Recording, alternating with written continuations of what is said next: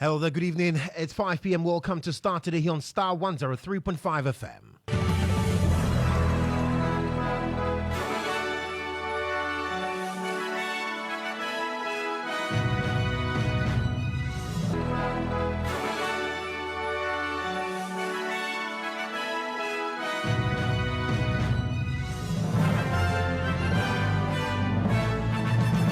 And coming up this evening, Minority Chief Whip Frank Annoh-Dompreh makes the headlines again as he incites NPP supporters in Ablekuma North to defend themselves against NDC aggression.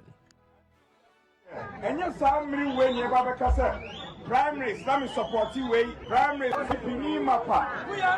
Now we got to say MPP 4 and now say MPP ni any NDC ni Ekwa. Who are MPP ni no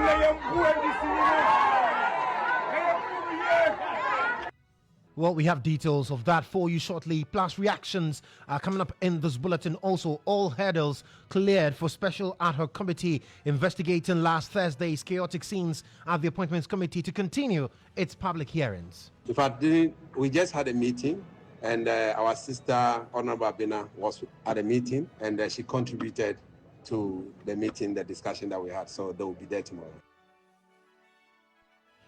We'll hear from the chairman of the committee, who says the minority in parliament is now ready to participate and cooperate with the investigations into the disturbances. Later in the bulletin, former managing director of SIC Insurance PLC refuses to go down without a fight as she challenges her removal as MD in a landmark suit. With that suit generating mixed reactions, the Mani Center for Policy and Education has waded into the conversation.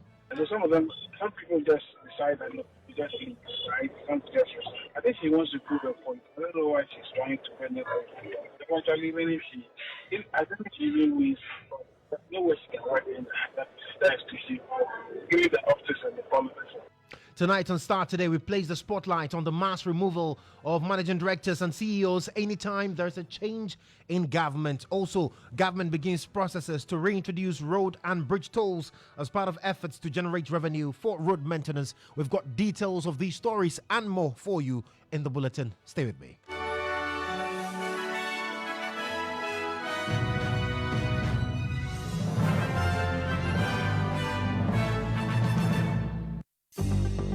Starr News is coming to you live on Ultimate 106.9 FM in Kumasi, Empire 102.7 FM in Takrady, Cool 103.5 FM in Ho, Rage and Might FM in Tamale, Sonali FM in Wa, My Star Radio in the USA. Also live on Facebook on Starr 103.5 FM and on starfm.com.gh around the world. This is Starr 103.5 FM.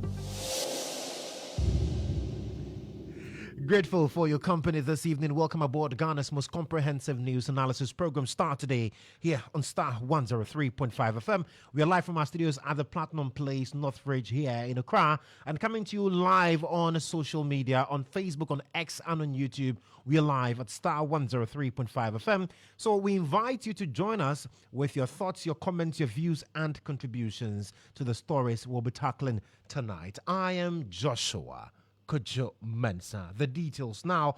The Minority Chief Whip Frank Annoh-Dompreh has made the headlines again for the second time in less than a week. Now, the Nsawam Adwejiri MP played center stage during last Thursday's chaotic scenes that greeted the vetting of ministerial nominees by the Appointments Committee.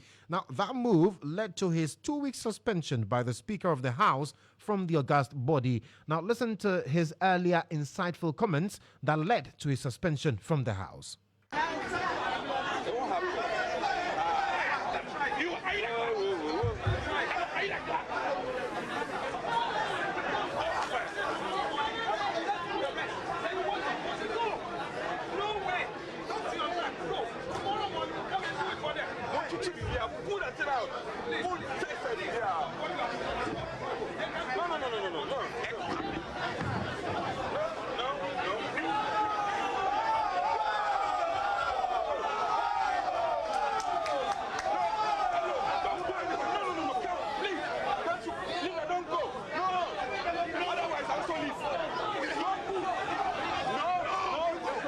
We won't go. We won't go. It will not go. Do it here. Don't go. Don't move. Leader.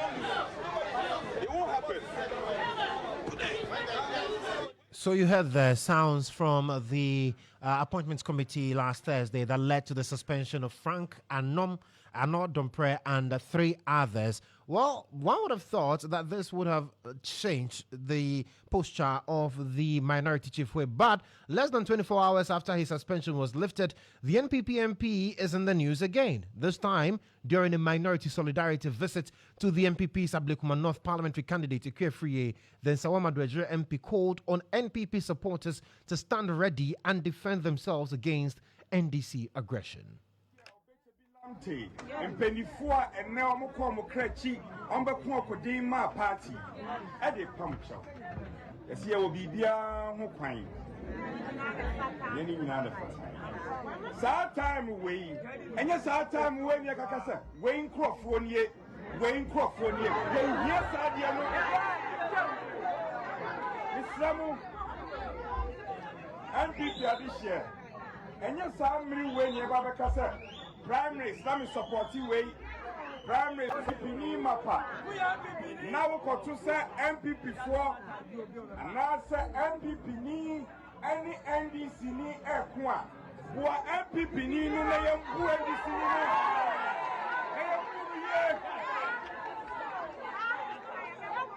Sadio Modi Yemui. Dia Modi Biame. Na ya chwa mo se brama ofie. Moambi. Epiafie wa bre papa wa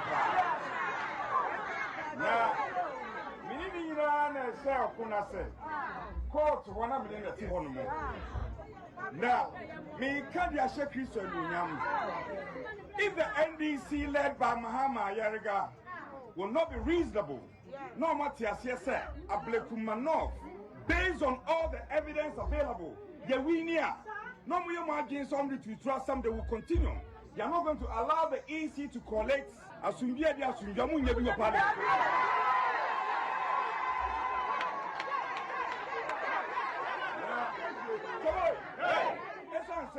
Ghana for Nana.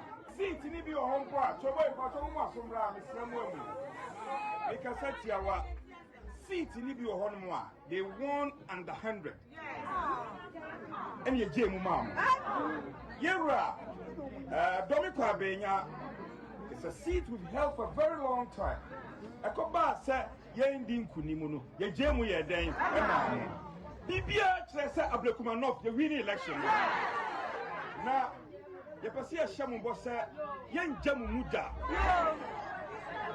Annoh-Dompreh, and we are and matching everything and anything permissible by law. Yes, we are. The next attack, you call IGP so. Yes.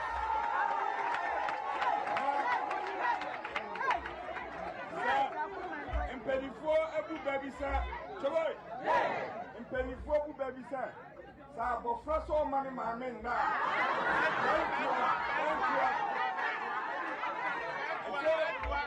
All the critical stakeholders. IGP. Electoral Commission. The BPR ye be ye consistent ye be declare ye clear free ye go be kai ho parliament ye be twese be ye guy.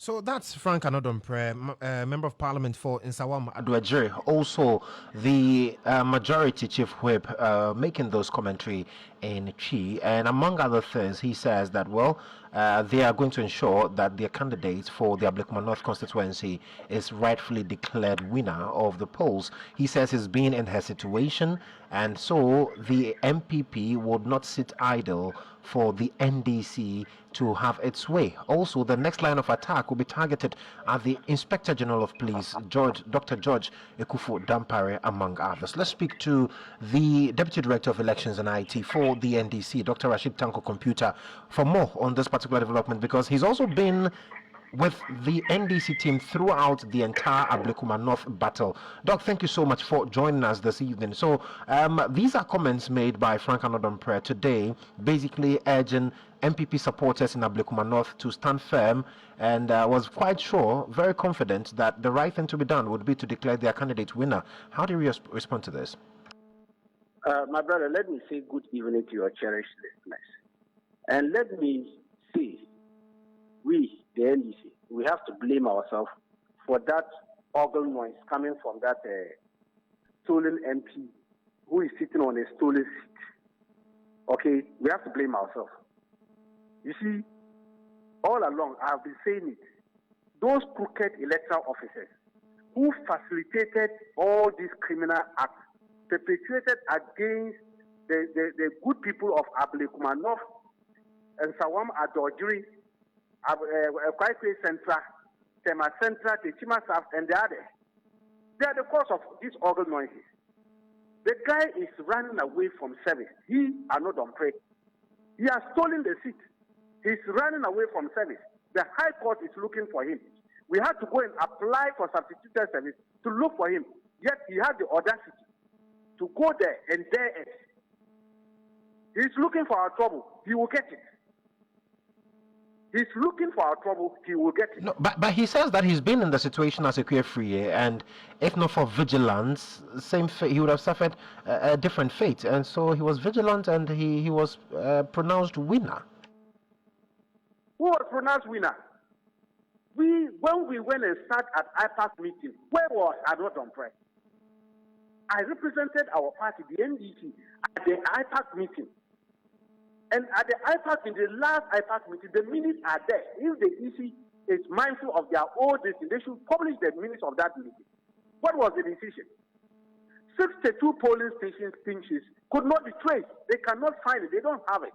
The MPP, led by Eva, also indicated that they don't have the pinches. But it was fast to say that they have scan copies. And we all disagree at that meeting that nobody is going to use any scan copy. Because when you talk of scan copies, I can also design scan copies. I can sit behind my laptop and design this and pink sheet and concoct figures on it. Are you not surprised when they brought their scan copies, their own presiding officers came and denied those figures? Are you not surprised? This is what they did. Brought their own scan copies, and this EC. That is why I'm saying that the president, His Excellency John Dramani Mahama, must call this EC to order. They are the cause of all this mess that we are going through. Why would the EC stoop so low to the whims and caprices of Annoh-Dompreh and his life to use scan copies, trying to declare a concern? Because they did that for Okaikwe Central and got away with it in Tema Central. So they wanted to use the same method again, to use that one to rob the people of Ablekumanov. And we are saying that we are not going to allow this.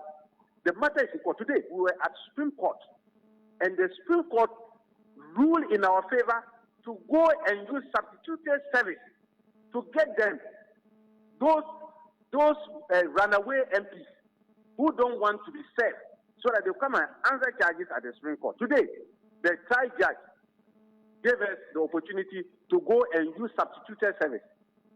So if they want, they should run away. We will get them through their WhatsApp, through the notice board of Parliament and the Supreme Court. We will press everything over there and see whether they will tell us that they have not been served again. And we'll slug it out with them. After they are Ablekumanov over our dead body, no electoral officer should try anything funny that they are going to do any declaration until this court case, we come to the conclusion of the court matter at the Supreme Court. No electoral officer. So even though Annoh-Dompreh today has issued a week's ultimatum to the EC to declare, I thought he was going to issue today ultimatum, not 1 week. He has wasted his time by saying 1 week. He should have said today, and we'll go and square it out ourselves, and we'll see who is man. If they want us to show them who we are, we will show them. Who is he? Who is Annoh-Dompreh? No. He did not run away from service. He's a fugitive. He's a fugitive MP. High Court, Kodjo High Court is looking for him. Why is he running away from service? And he's there making organ noises and saying he will disturb our governance.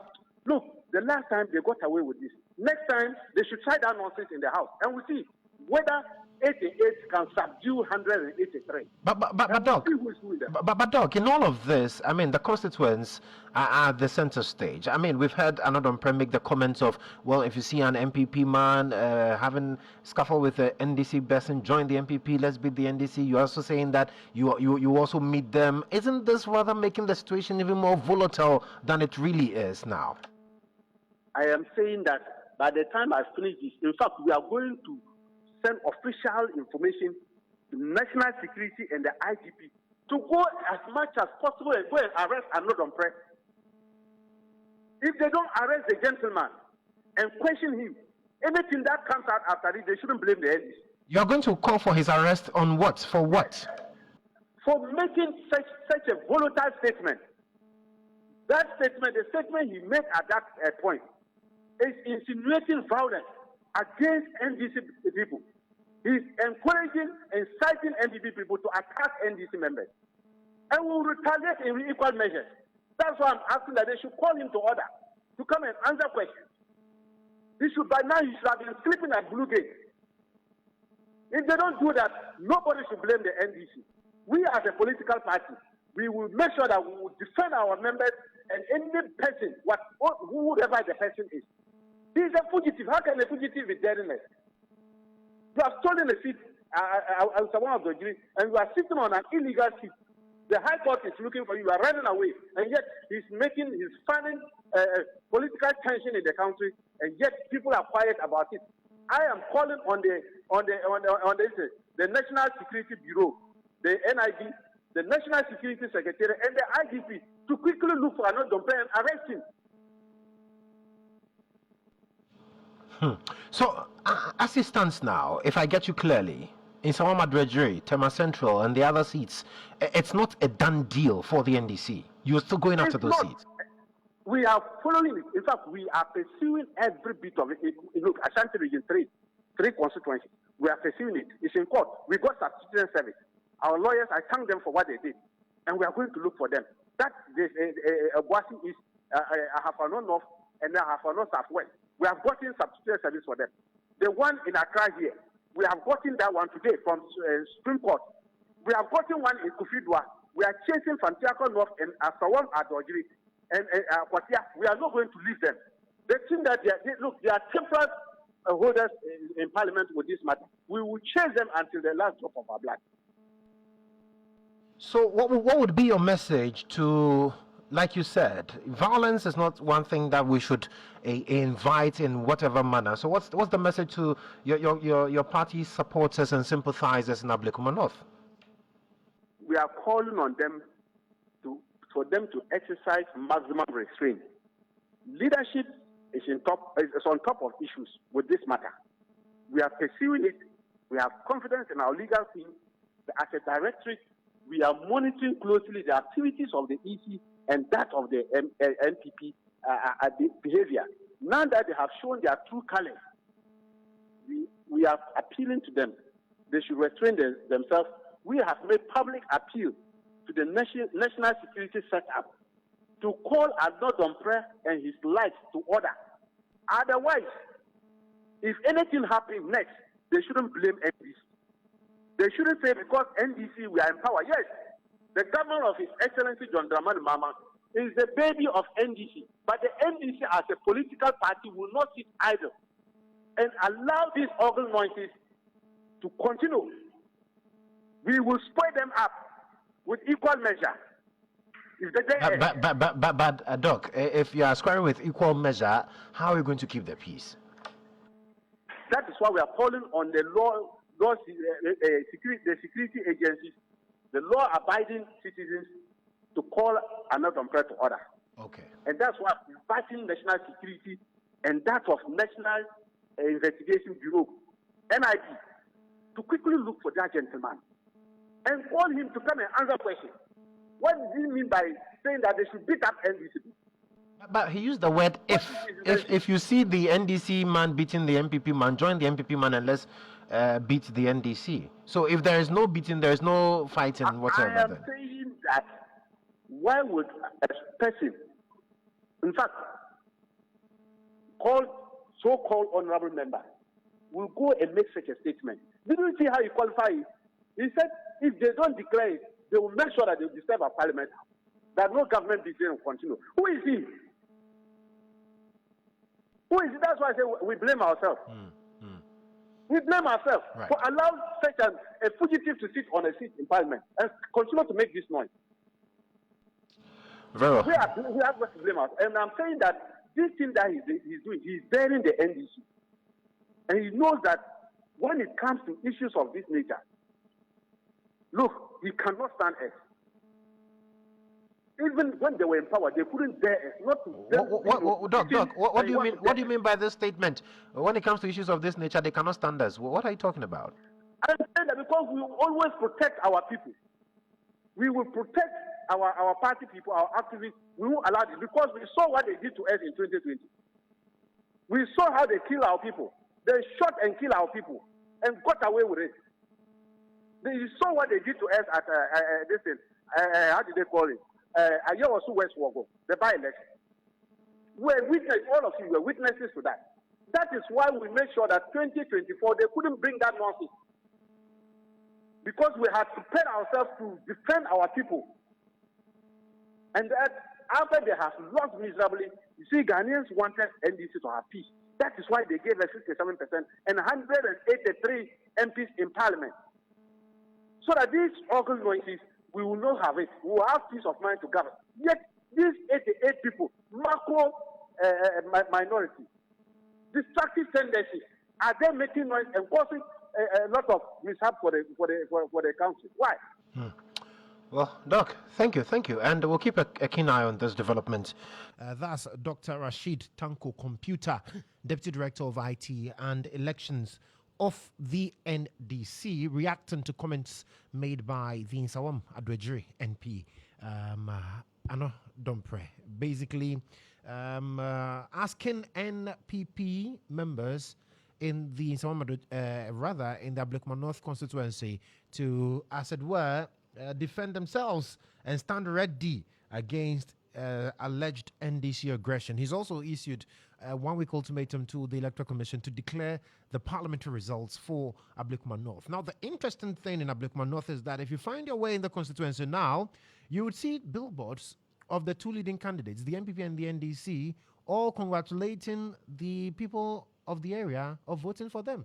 So it's like Ablekuma North Bako with two different MPs who do not have a seat in parliament as it stands now. But we'll also explore the security implication of the comments made by Annoh-Dompreh, what should be done, especially now that the NDC is also calling for the arrest of Frank Annoh-Dompreh for incited violence against the NDC. Well, he's also talked about the fact that the next line of attack will be targeted at the Inspector General of Police, the IGP, Dr. George Dampare. So we'll be speaking to a security analyst on this development. Meanwhile, we're streaming live on Facebook and on X as well as on Twitter. So join me with your comments. Let me know exactly what you also make of these comments made by Annoh-Dompreh. And quickly, let me also know your thoughts via Facebook as we explore this matter on the bulletin.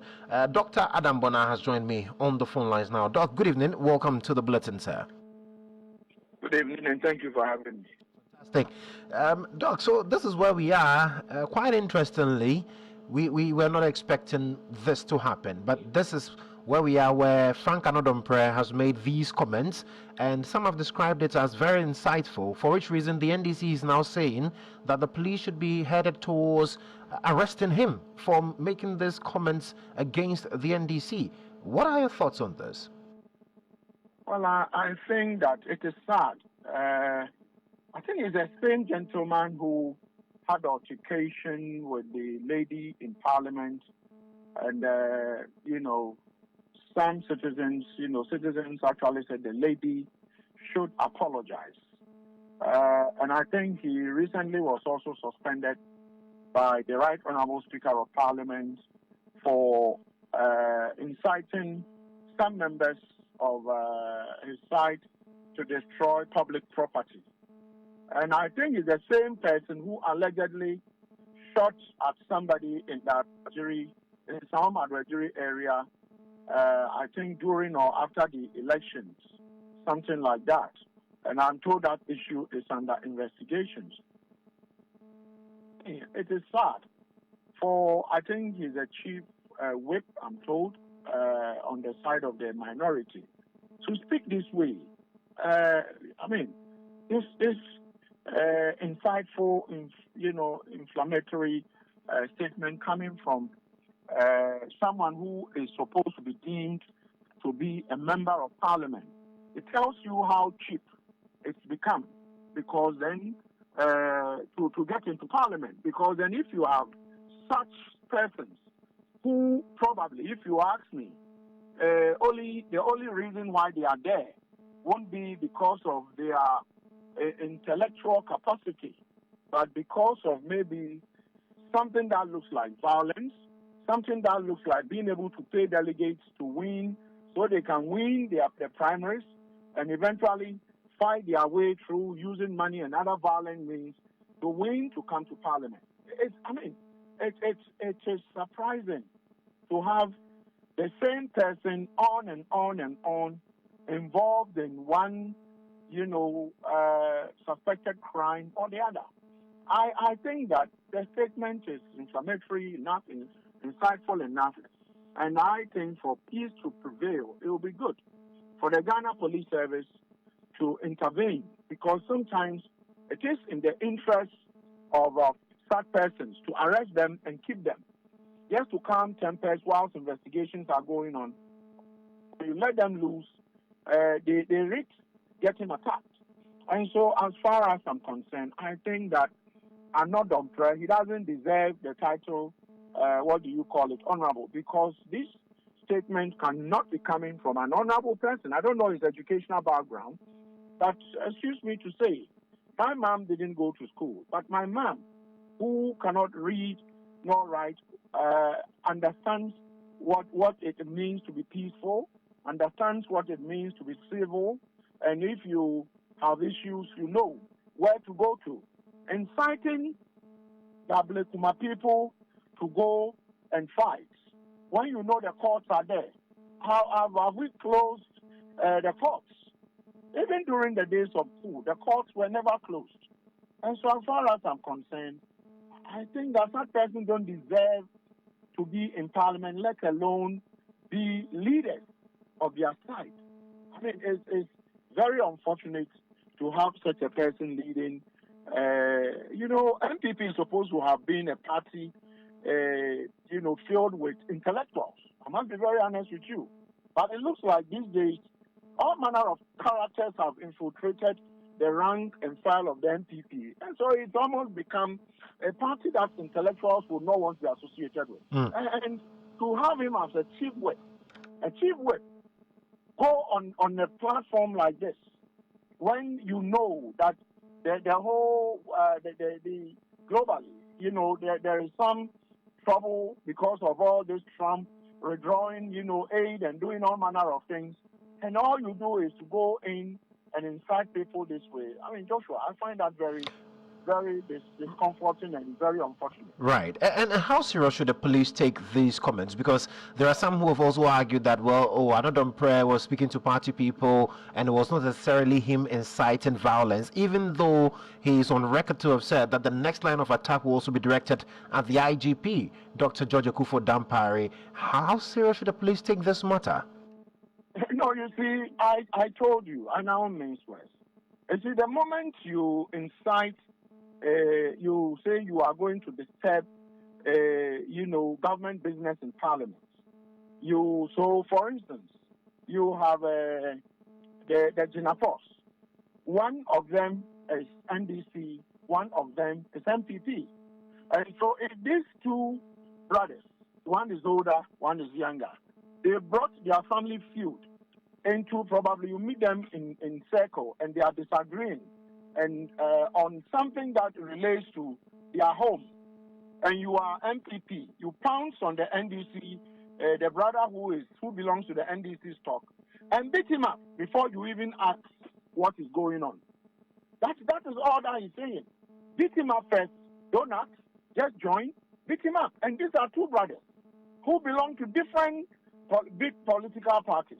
And it's saying that if they even have their family feud, I mean, literally, impliedly, just go support the one who is from the MPP and beat up the other one.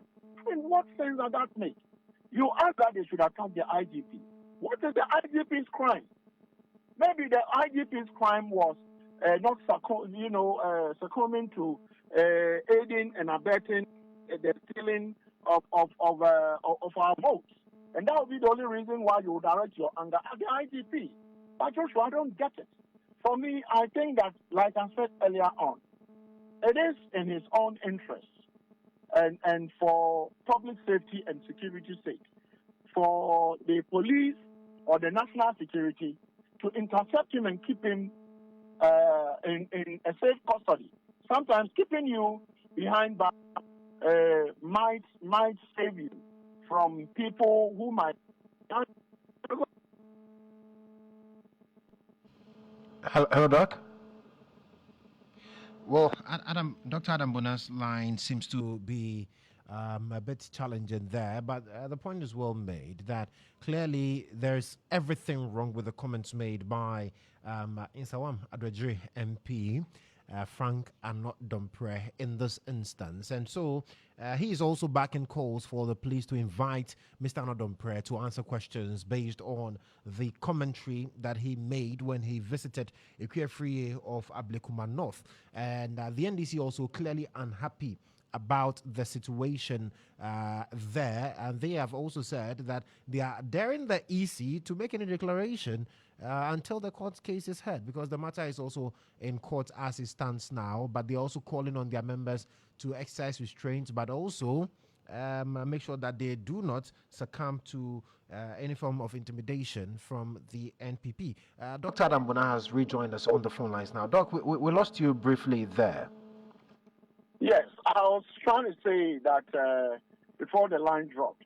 You know, when the shooting incident happened at his constituency, right?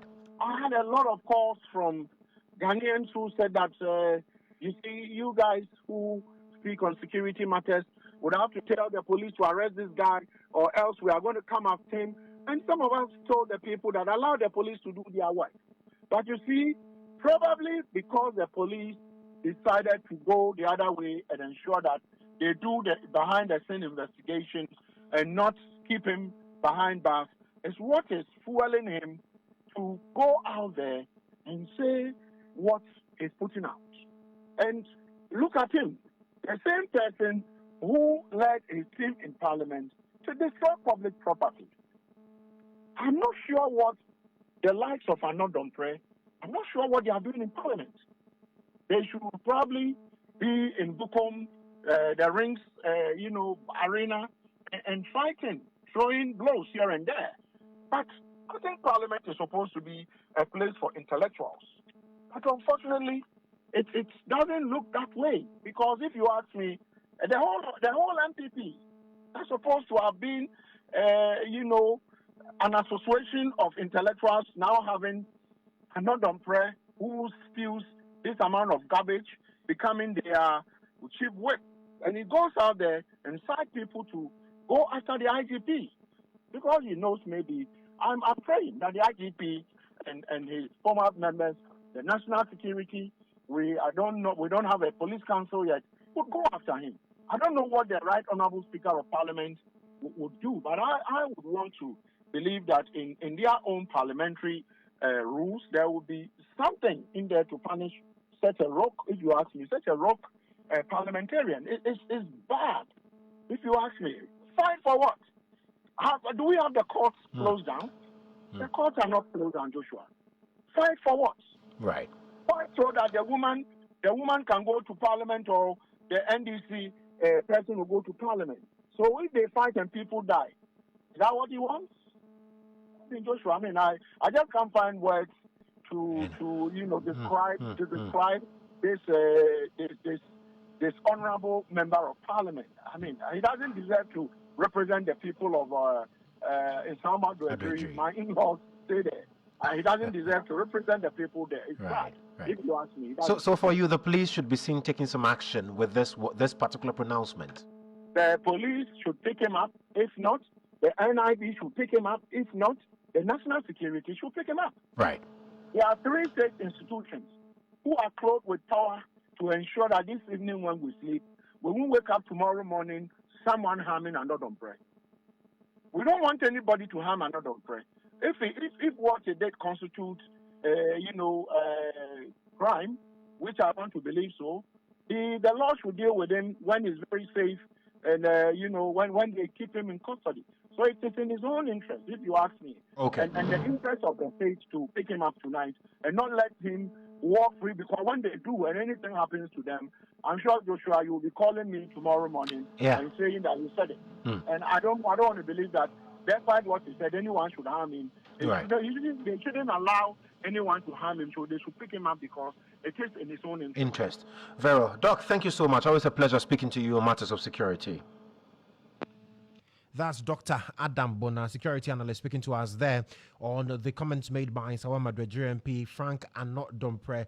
Now, still with parliamentary-related matters, the minority in the House has rescinded its decision to boycott the sit-ins of the special committee investigating the chaotic scenes that greeted the vetting of ministerial nominees by the Appointments Committee last Thursday. This comes after an order from above notice allegedly from the Speaker of Parliament, Alban Sumana Kingsford Bagman, led to the abrupt halt of the committee's first sitting midway through the testimony of the clerk to the Appointments Committee, Gifty Jage Goba, who was at the receiving end of Alexander Penyomarkin's verbal outburst. The chairman of the committee, Manuel Kwesi-Bredra, announced the suspension of the committee's deliberations. Here are excerpts of Wednesday's proceedings.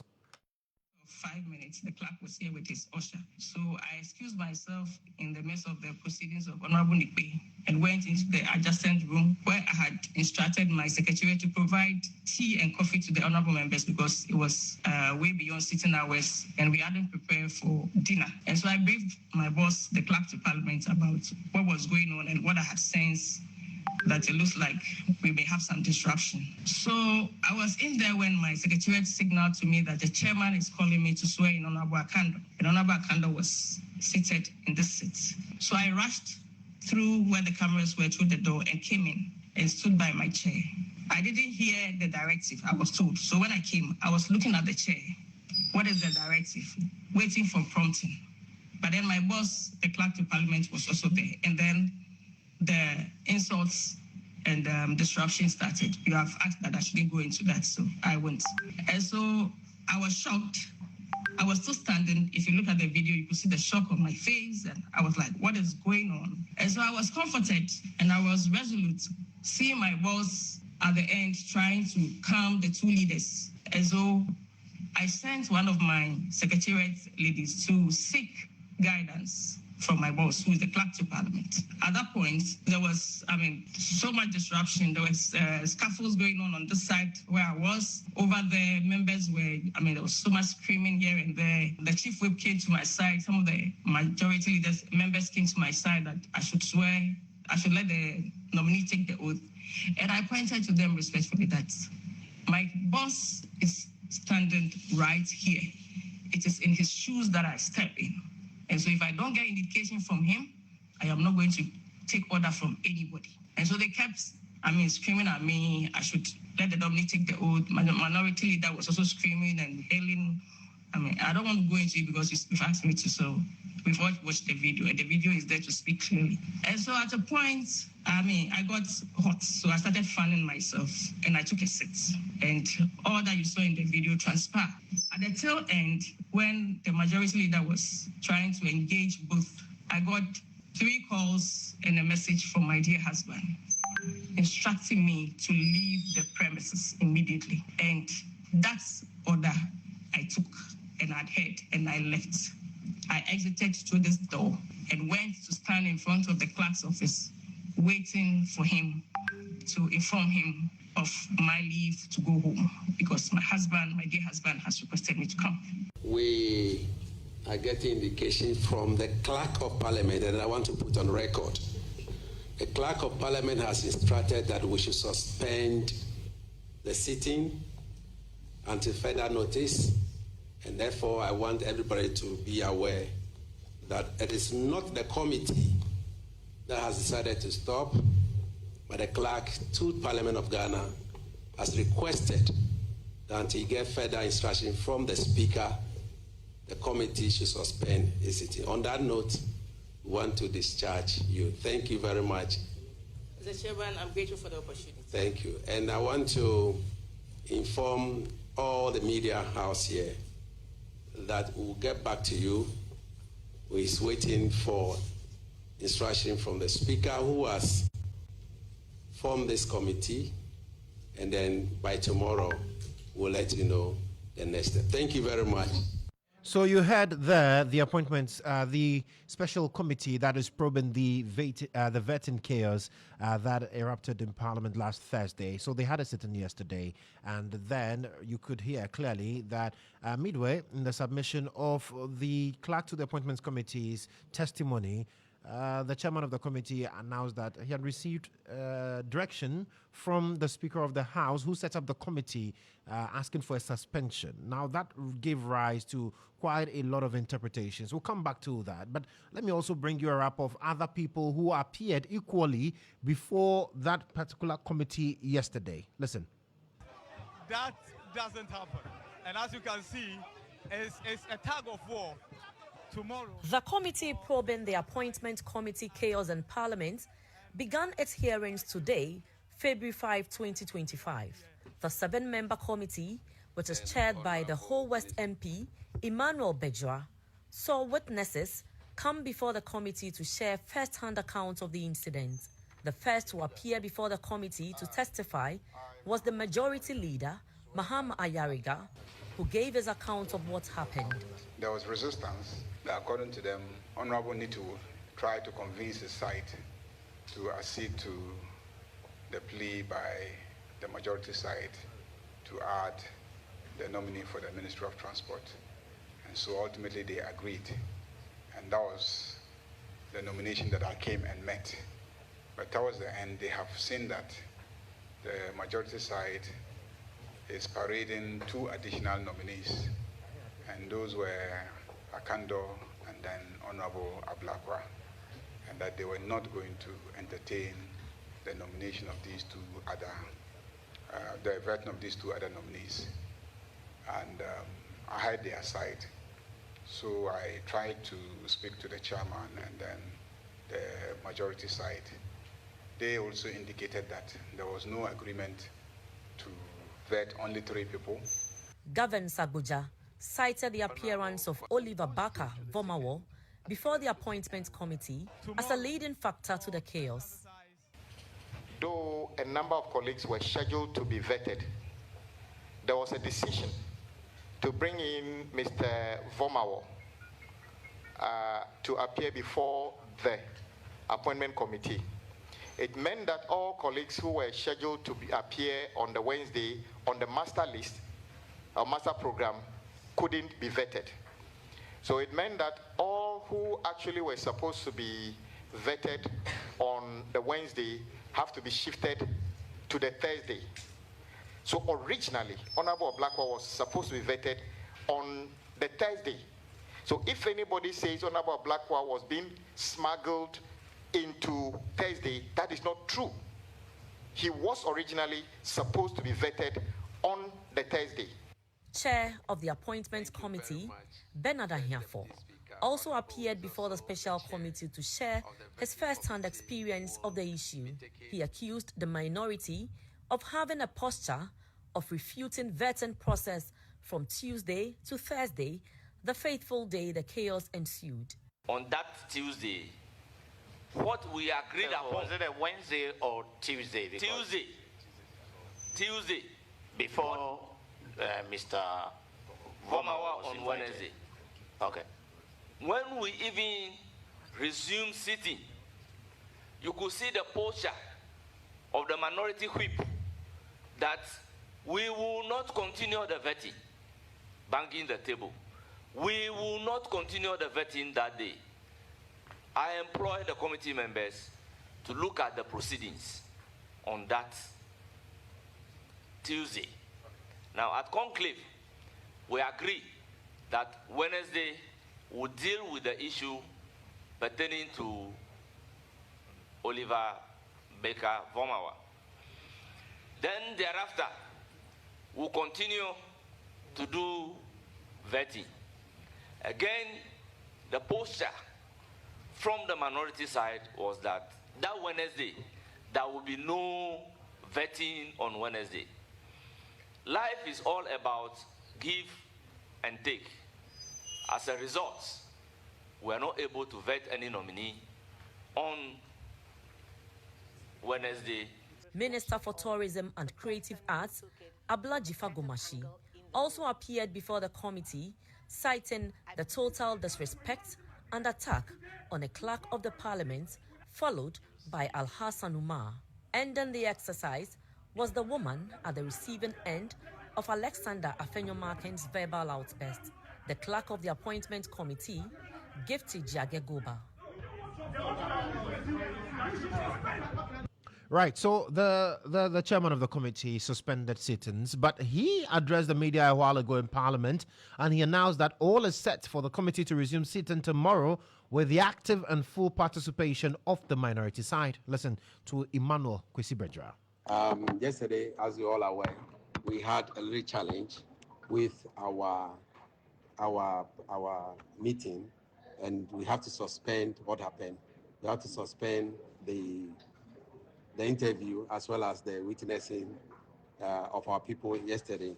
We've had a message from the Right Honourable Speaker and the Clerk of Parliament, and so we are resuming sitting tomorrow, 10 o'clock, at the same venue to continue with our work. The Speaker has instructed that he's given it a deadline of 10 days to complete our reports and report same to the House. So tomorrow, we are inviting all of you to join us to continue with what we started yesterday. Thank you very much, and I hope you will indulge us and come there tomorrow. Are we going to have the minorities participate? In fact, we just had a meeting, and our sister, Honorable Abina, was at a meeting, and she contributed to the meeting, the discussion that we had, so they will be there tomorrow. Emmanuel Kwesi-Bedra there. Let's get to Parliament now. Parliamentary Affairs correspondent, the indefatigable Ibrahim Al-Hassan has joined me on the phone lines now. Ibrahim, so the committee chairman, he says that, well, the minority have changed their minds. What really resulted in that? Well, so one member of the committee who is from the camp of the minority, that's Annoh-Dompreh, apparently yesterday was ready and willing to join the sitting until what happened. And what happened was essentially that the minority had run to the clerk to complain about what was happening and the fact that it had decided not to be party to the proceedings. Clerk then subsequently directed that the proceedings be halted. And this did not emanate from the Speaker, as the chairman has variously pointed out. But, however, today, the committee had a meeting, a closed-door meeting, to have some engagement ahead of tomorrow's public hearing. Annoh-Dompreh, I remember Parliament for Etiwa East, was present, and who is a member of the committee was present. And the message conveyed to the chairman of the committee, which was relayed to us, was that henceforth, the minority members of the committee will make themselves available. But Joshua, that's one hurdle. The other one is as to whether the minority members will be willing to appear before the committee as witnesses. For that, the chairman was unable to give us an answer. But we'll find out tomorrow, because so far, aside the clerk to the committee, all the individuals who have appeared before the committee with their testimonies are members of parliament belonging to the majority. And if the decision has been taken now for the committee members on the side of the minority to make themselves available, it's reasonable that if need be, and members of the majority who were in the committee room when this incident happened, to be summoned to the committee to provide testimonies that will equally be done. But of course, as you mentioned, now what we know for a fact is that the MPP MPs have decided to rejoin the proceedings of the special committee set up to investigate the circumstances surrounding the chaos that engulfed the vetting of ministers. Two of them actually, Kwabena Kando, and then also Samuel Okudzeto Ablakwa. Interesting. And IB, there's a lot of speculation surrounding why sitting was suspended yesterday. Do we have clarity on that now? Yes, we have that clarity provided by the chairman of the committee, Emmanuel Kwesi-Bedra, that it was not at the behest of the Speaker. Neither was it at the behest of solely the Clerk of Parliament, as we were made to understand. But it was the minority that complained to the clerk about how proceedings were going. And after that time, it was the clerk to the appointments committee who was in the chair providing her testimony. And of course, she recounted how her husband had ordered her to leave the proceedings and come home because of the attacks he had been subjected to. And so after, we won't say in the middle of her testimony, but of course, he was yet to be discharged when the chairman announced that he had information and directive from the clerk that proceedings be halted. He subsequently explained to the media and the public that was because the minority members or the minority leadership had gone to complain to the clerk about the proceedings. And that's how come the clerk demanded that proceedings be halted for him to hear the parties out. But now, the way is clear for the public hearing to restart again tomorrow. Joshua. Right. Ibrahim, thank you so much for the updates there. Ibrahim Al-Hassan is Parliamentary Bureau Chief, bringing us updates on the situation with regards to the special committee tasked by the Speaker of the House to investigate the chaotic scenes that marred the work of the Appointments Committee. And we'll get more on that for you, because tomorrow the committee will be sitting. But let's move on to some other details on the bulletin this evening. And the immediate past managing director of the State Insurance Company Limited, Ms. Hollister Dia-Yentumi, is refusing to go down without a fight following a landmark suit challenging her removal as managing director. The suit, which was filed at the High Court, is demanding the payment of all salaries and allowances from now to the expiration of her term, which she claims will expire on January 1, 2028, based on a 4-year agreement. Now, Ms. Dia-Yentumi was removed as MD and replaced with James Ajenim-Boateng on January 27, and what has come to stay as mass removal of MDs and CEOs of state corporations anytime there's a change in government. But she's challenging that removal on the basis that her removal was done in an unlawful manner and breaches her employment contract. We'll be getting more details of this particular suit from our legal affairs correspondent Mutala Inusa, who will be joining us over the phone line shortly with further details of the suit. But what we do know now is that Ms. Dia-Yentumi says that, well, you need to pay me my salary from now till January 2028, because that's when my contract expires. Mutala Inusa has joined us. So Mutala, talk to me about this particular suit by the former MD of SIC PLC. Well, Joshua, like you rightly indicated, she and her lawyers, in fact, have decided to challenge this particular decision at the court. And what is taken to the effect that if you look at the kind of appointment or the kind of job that she has, it is not one that can easily be terminated by just a political decision.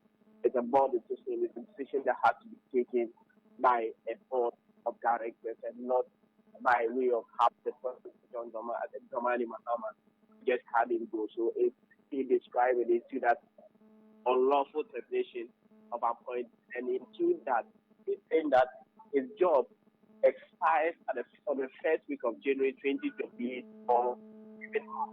And so if the decision is to the effect that he's been laid off, then has to be paid all his salaries up to the end of 2028, and also more so benefits that comes with the association of that particular office, all of them should be paid to him. And if you compare all of this, as Joshua, it's taken in over 5 million Ghana cedis as per what she has put for the court. And one of the things that she's looking for is the fact that if you look at the provisions and the official accommodation, be an official accommodation and repairs of same, which is with a suitable standard, which costs 200,000 Ghana cedis. Apart from that, it's also making claims on the fact that allowances of 10% of his annual basic salary once a year should also be paid to her. She's asking for an entertainment allowance of 10% of her salary. It's one of the things that she has also indicated in her suit. And more interestingly, an entertainment allowance of 10% out of his annual basic salary is also demanding in 12 months equals installment of every 12 months. He's also seeking that. Then a monthly canteen allowance of 850 Ghana cedis. Then, of course, professional allowance is also she's also taking 1,200 Ghana cedis. And he made a point about utility bills, property rates, and all of that taxes which shall be levied and on her official duties. She's also seeking payment of that. And quite interestingly, Joshua, she's also asking for payment of annual membership dues for Professional Association of Churches. And that's one of the things that she's asking the High Court to ensure that the government or the termination of her appointment, which is illegal, should also come with that particular benefit. Another thing she's also seeking is the payment of membership fee for a health or a sports club of her choice, which is not exceeding 3,000 Ghana cedis per annum, and it should be paid directly to the sports club that she is associated with. And it's also demanding for provision of one domestic, in fact, house help. And he said that house help every month should pay 3,000 Ghana cedis. So she be demanding for that particular money as well. And also making a case of her security as an MD, the residence that she is. In fact, there should be some personal security who should be at that particular residence. And that resident, that security person should be earning 3,000 Ghana cedis. She's also demanding for that particular month. A guard, of course, who will be paid 2,000 Ghana cedis. She's demanding of all this. So, in fact, if you look at the suit that she and her lawyers have put before the court, tabulated a number of things that she thinks that the office comes with it, and therefore terminating her appointment unlawfully should attract all those things. So that's one of the things, or some of the things that the applicant has put before the court by way of challenging the dismissal or what she termed as unlawful dismissal. Quite interesting, and I've seen that people are talking so much about the details in that particular suit. But do we know it's just been filed? That's the case, right? So we don't have any reactions yet, right? Absolutely. Once that has been made known to the court, and within 8 days, the lawyers to the other side will have to make an appearance, and then the process will start from there. So now that they have been filed, in the coming days, it will come up in court. And remember that he sued the SIC insurance company, and then the successor, in fact, James Adenin Boati, as the second defendant. So these are the people that we expect to make an appearance in court by way of defending them. But in the coming days, once the defendant also make an appearance in court, details of how this whole matter will pan out in court will surface, and we'll follow that keenly and know what exactly the decision and direction of the court will be, whether indeed she will succeed by way of these demands that she has put before the court, and whether or not, in terms of the clauses, the directions, and all the things that surrounding her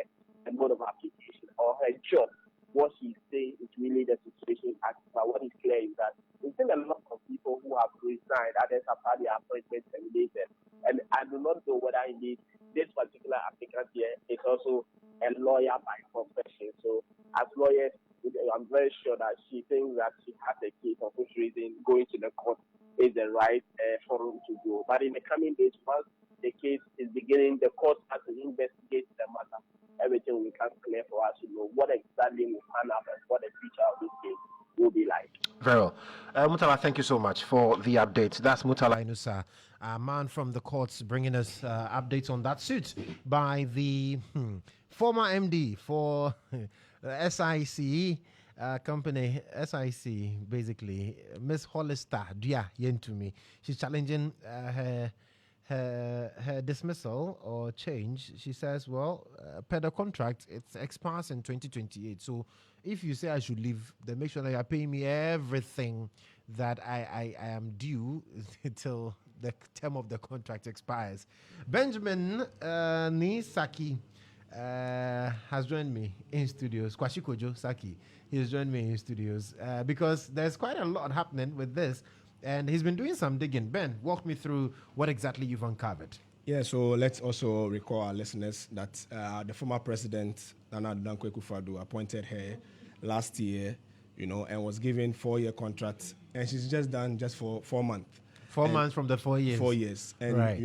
Per what Murtala said, our court correspondent, taking, before that, she was taking home 7,000 per month in her basic salary. You mean 70,000? 70,000. If you reduce that amount, the woman will be angry. It's not easy. And 84,000 clothing allowance every year. Beautiful. 7,000 monthly entertainment allowance. Can you imagine? She's having fun. Entertainment allowance. It's serious. So 3,000 also for house help, 3,000 for security help. Let me also go on social media because social media... wait, there's a lot of things in it. I mean, like Murtala mentioned, 3,000 cities for the house help. And people are asking, we need to find the house help and get to understand if the house help was really paid 3,000. Very well. And also whether the security man also received 3,000 cities. And then the gardener should receive 2,000 cities. And then free hospital for her spouse as well as 5 children. An official V8 and 450 liters of fuel. So these are some of the conditions of her service, for which reason she says that, well, per that particular appointment that was given to me, this is what I deserve. It expires in 2028. You cannot dismiss me without giving me these benefits. Interesting. And social media has gone agog since then. Yeah, so Ras Mubarak, the former MP, also says that we cannot allow one greedy woman to hold an entire state institution hostage. Just order security not to allow her in the premises, order her to hand over public properties or face arrest and prosecution, take down the door and have the police take inventory. We are too nice for our own good. This is also coming from Kofi Tonto, the political aide for the former president, the former vice president, Dr. Mahmoud Bawumia. He says that you cannot campaign against the vision and ideas of Mahama and expect to be maintained as the CEO. Step down, he says, for those who believe in his ideas and vision. It's that simple. Lastly, we also want to take that from Kofi Owusu in Cancer. He says that I support NDC foot soldiers chasing out any MPP appointee who is refusing to leave office. If NDC appointees had not left, will we have gotten opportunities to also serve? This what he's asking. Even in the same government, the president can appoint you today and remove you tomorrow. So what's the point in resisting the president's directive? Kodjo Mensah. This is basically what some key people have been saying on social media. Well, very many thanks, Benjamin Saki, for bringing us those concerns raised by people. And they're not the only ones who are raising these concerns. I mean, I have seen some post also put out by Professor Kwekwasare. He says that Gogo has cited a document alleging that an MD of an SOE enjoys the following benefit packages: salary and financial compensation, gross annual basic salary, 840,000 cedis with an annual 15% upward review, Social Security and Provident Fund contributions to SNIT and a Provident Fund, housing and personal assistance. We are looking at official accommodation with maintenance and repairs covered up to 200,000 cedis, one domestic house help or 3,000 cedis cash allowance in lieu, 3,000 cedis cash allowance in lieu also of a personal security officer, one gardener or 2,000 cedis cash allowance in lieu. And as for the allowances, we are looking at clothing allowance, 10% of annual salary paid once per year, and then entertainment allowance, 10% of annual salary paid monthly in 12 equal installments, professional allowance, 1,200 cedis per month, canteen allowance, 850 cedis per month. Now, medical and insurance benefits, medical care coverage for the MD, spouse, and up to 5 children below 18 or up to 22 if still schooling or unemployed. Also, personal accident and life insurance valued at 5 times the managing director's annual salary. Transportation and vehicle benefits, provision of a company car, a V8 Toyota Land Cruiser with full maintenance and insurance covered.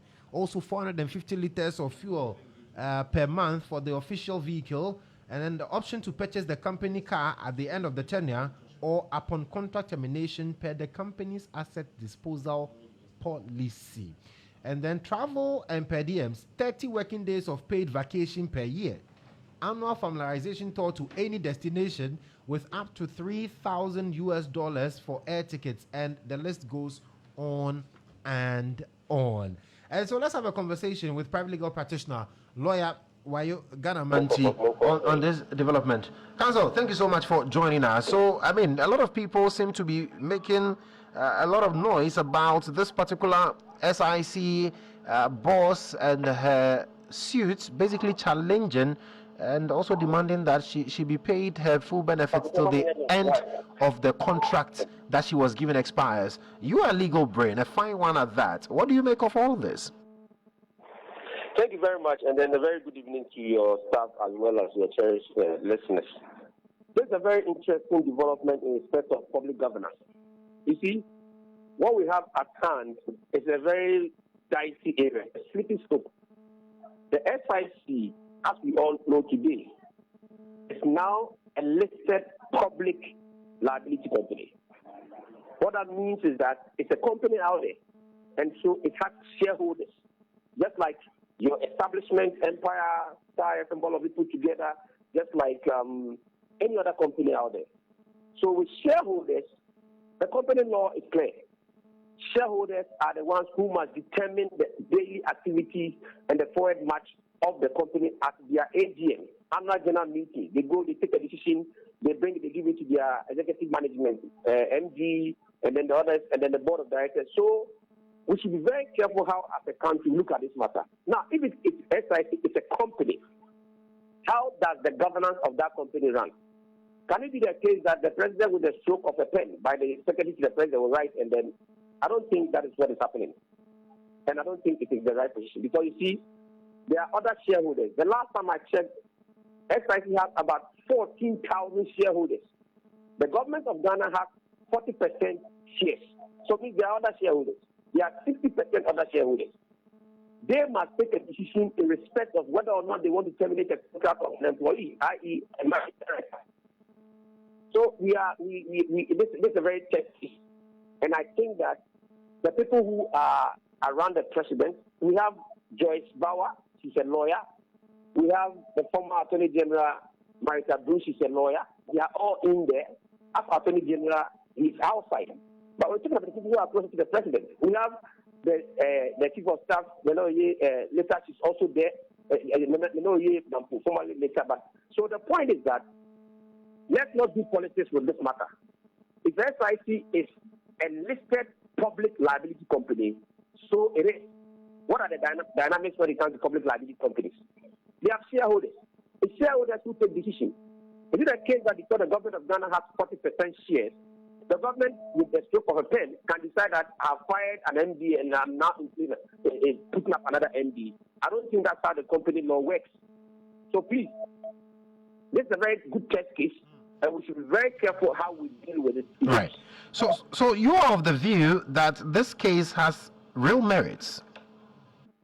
Yes, she has a case, because you see, it is grounded in company law.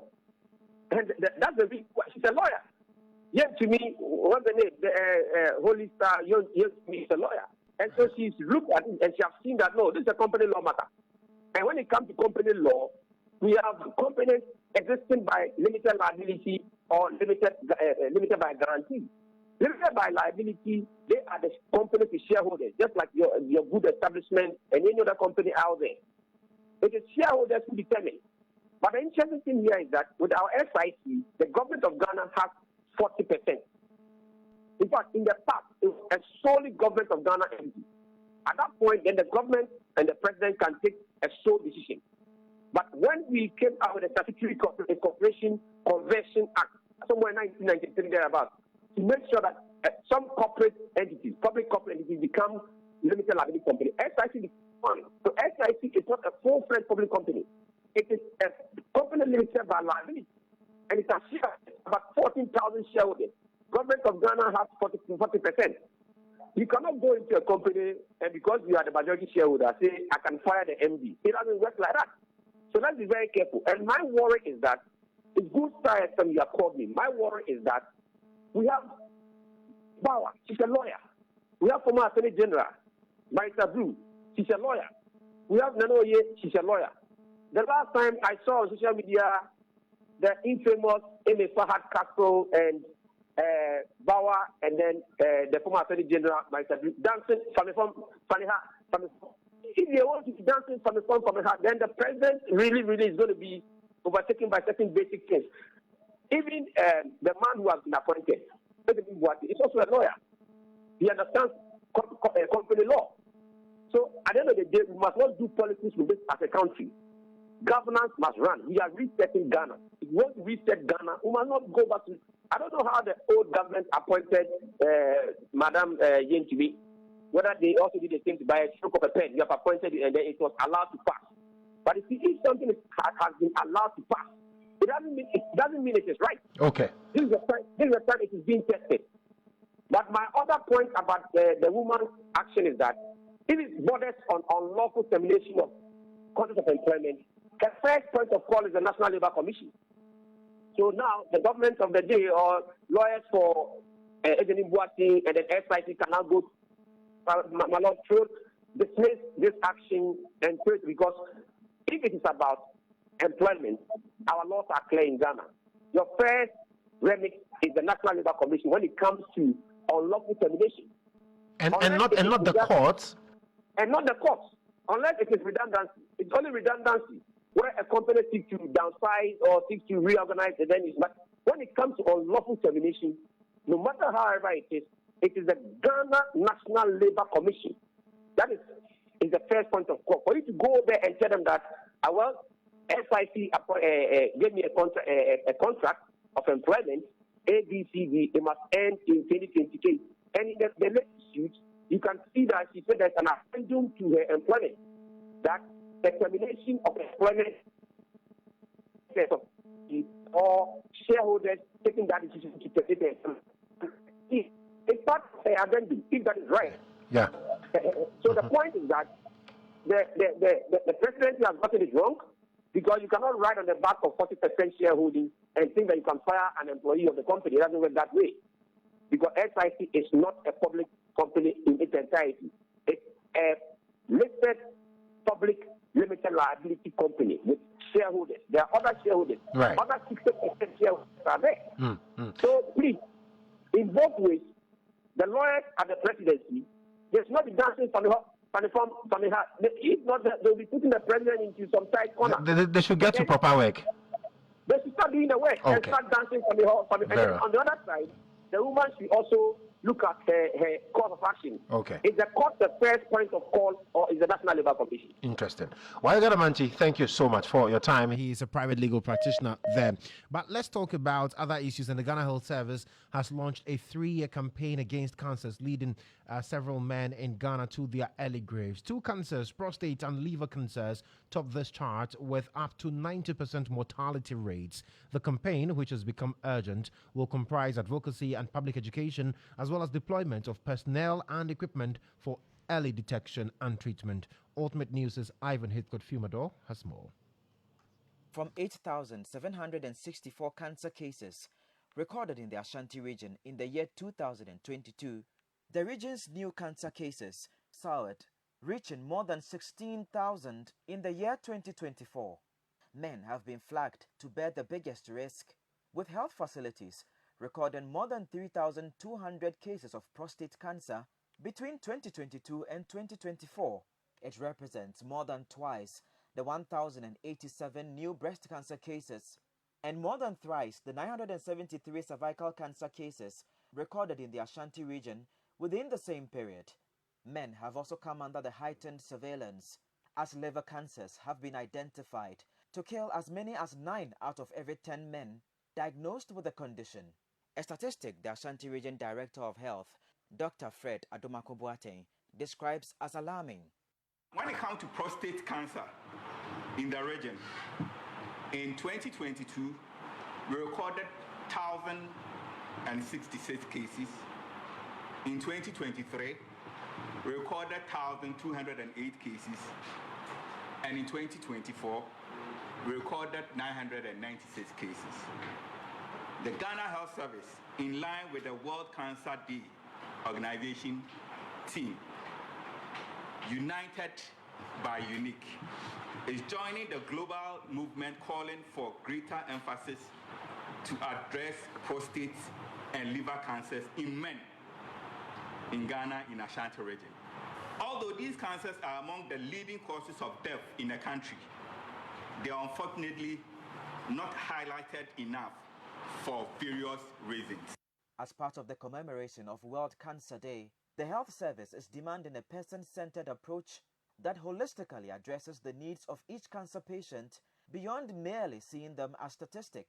The 3-year campaign will entail wide public sensitization, voluntary testing, early diagnosis, and treatment.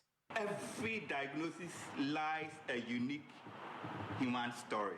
Stories of grief, pain, healing, resilience, love, and more. This is why a people-centered approach to cancer care that fully integrates each individual's unique needs with compassion and empathy leads to the best health outcomes, unquote. The campaign will explore different dimensions of people-centered cancer care and new ways of making a difference. Several men in the Ashanti region have welcomed the campaign as they admit there is very little education about cancers peculiar to men. But like Saban was Shabia, Sabio, Yama check up no, and men, drivers for name Mema. I think it's a boy and Sabia. I'm very afraid to big hospital, Mika Uko DQ, so the whole day, what now hospital. Wages, Behadu.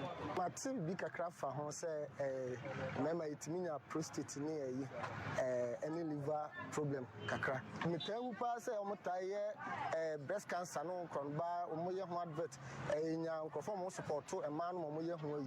But some head Ghana is also a person two son among Swa. The health service has, however, stressed the need for more trained health personnel and affordable diagnostic equipment and consumables to be deployed to support the campaign. Reporting from Kumasi for Starr News, Ivan Heathcote Fumado, Ultimate FM. Well, let's do some more stories this evening on the bulletin.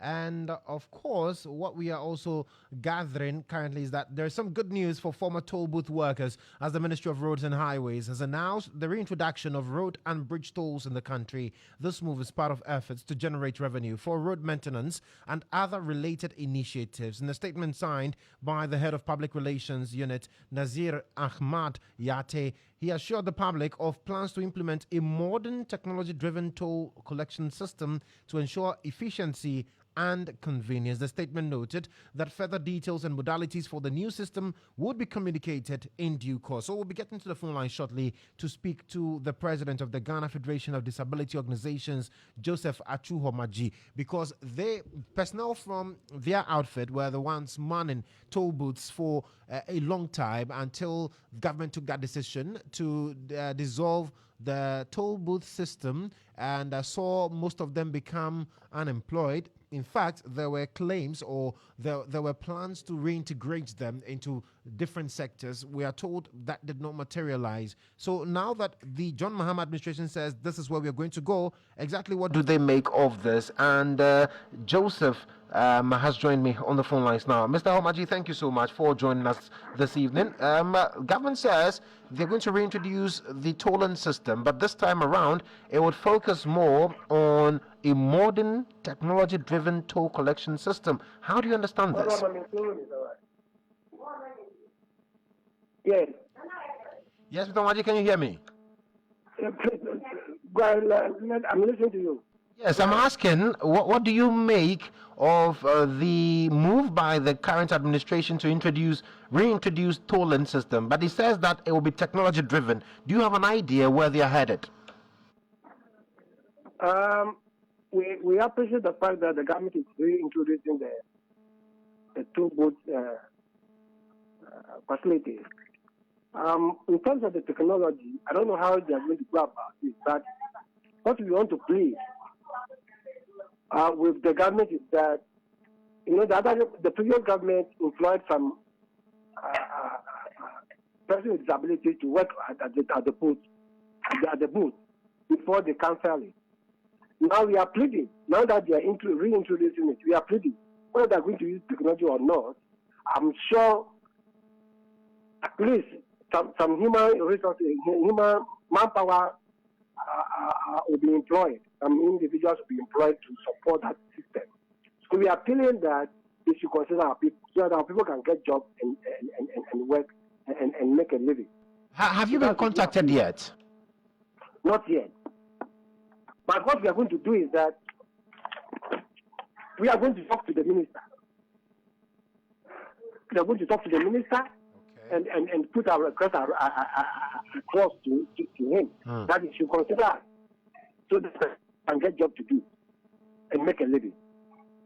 And how soon are you looking at doing that? Oh, very, very soon. Very, very soon. We have sent a letter to the minister already, so we are going to work on that very, very soon. Once we get the appointment, we are moving in seriously.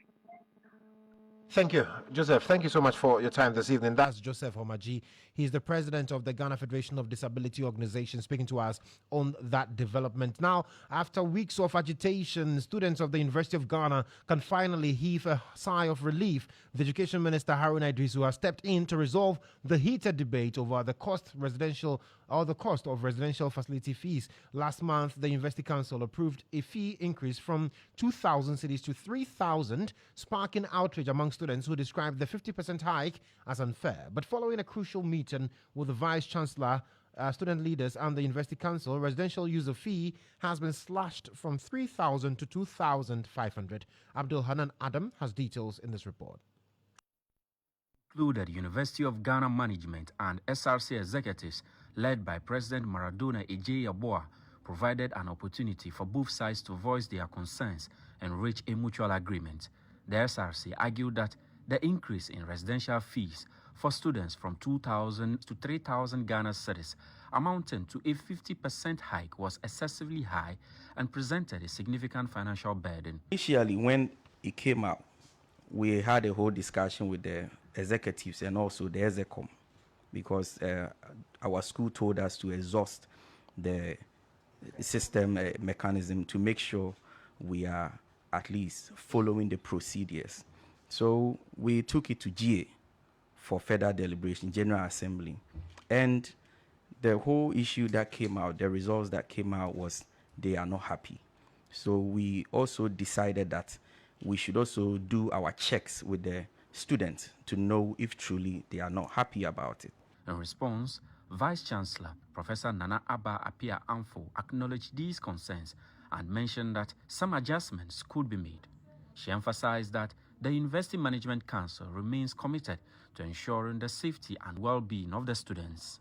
They will attest to the fact that only last week, out of IGF, we have managed to complete another hall of residence, which is going to accommodate more than 1,200 students. And so management is working very hard to ensure that we keep the students in a safe and decent and hygienic environment. After thorough deliberations, all parties agreed to lower the fee increase to 25% across the board. Warren Harrisoy here as student leader with Dr. Margaret then in Volta Hall. So I support you, but I want peace on the campuses, and I want Madam Vice Chancellor to be able to manage demands for availability of utility of water and electricity. So given that she was at 3,000, and given that you are looking at a possible reduction, I've said that if she will serve you notice against the new academic year, government will see what it will do, given that the burdensome nature of accommodating the utility and charges. So 25% across board. Meanwhile, the minister further instructed the University of Ghana management to carry out a revised proposal and taxed GTEC to ensure adherence to Ghana's Fee and Charges Act. Reporting for GH1 News, Abdulhanad Adam, Education Ministry, Accra. Now, the government has also announced a significant reduction in Hajj fares from 75,000 to 62,000 for the 2025 annual pilgrimage to Mecca in the Kingdom of Saudi Arabia. This is in fulfillment of President John Dramani Mahama's campaign promise to make Hajj affordable to the Muslim community during the 2024 electioneering campaign. Now, GH1 sought, we basically, and Star News, we also sought the views of the Muslim community. Our colleague Zulaya Nuhu visited Fadama, a predominantly Muslim community, to gauge public sentiment and assess the likely impact of this move. The interim Hajj task force has announced a reduction in Hajj fares from 75,000 to 62,000 Ghana cedis, which is equivalent to $4,130 at an exchange rate of 15 Ghana cedis to $1. We are here in Fadama, a predominantly Muslim community, to find out from these Muslims if this is a welcome news. I'm really happy to hear this from the government. I'm so happy that inshallah, because of this year I'll be going to Hajj. You know, because Allah says in Quran, He said, when you Hajj or you go to Umrah, inshallah, fala junah alayhi. You don't have any sin. Okay, when you do Hajj or you go to Umrah, Allah said He has forgiven you your sin. So I'm really happy for what the government have done. Inshallah, this year we all be going to Hajj, inshallah. Price reduction. Those who haven't gotten the chance to, go for the previous years, we get a chance to go this year, inshallah. So I'm also praying to be part of those who will be going this year since the price has been reduced. I prefer it will come down to 4 or 5. It will be okay. Because the country, we are bankrupt. There's no money in the system. People are crying. That's the reason why we voted for change. Baby, where there's the Yamiase. Why are dear pa? Na Mishurano, Uncle Juman Papa. Missy, I'm person me could be up. Minister, Madam. Let's say 8 years, me per se me unko. Sena scanu, equals from 20 months me unko. But this year, dear, Yamin Tisumeko. And if says Scanaba from BBI, fine. Intimate. They also obey my new governor, so I well this year, dear, me the my should say I do no me can't be wallahi. While others are calling for more reduction, others too are more than grateful. Reporting for GH1 TV, Zulaya Nuhu. Right, and in the studios of Star 103.5 FM, I am Joshua Kodjo Mensah. And on that exciting Hajj note, we draw the curtains on the bulletin here on Star 103.5 FM. There's more news for you at starfm.com.gh. And many thanks to the production team led by Eko, Annan, Prince Asian, Benjamin, Saki, Adam Kodjo, and all the amazing guys in the Komlat Dumot newsroom. Also, big shouts to the guys who make us live and look good on social media. Emmanuel, Joey, and all the team, thank you guys so much for also being a big part of the conversation. And to you for doing the listening, grateful for that company. Let's repeat the same tomorrow right here on Simply the Best, Star 103.5 FM. I am Joshua Kodjo Mensah. Good evening.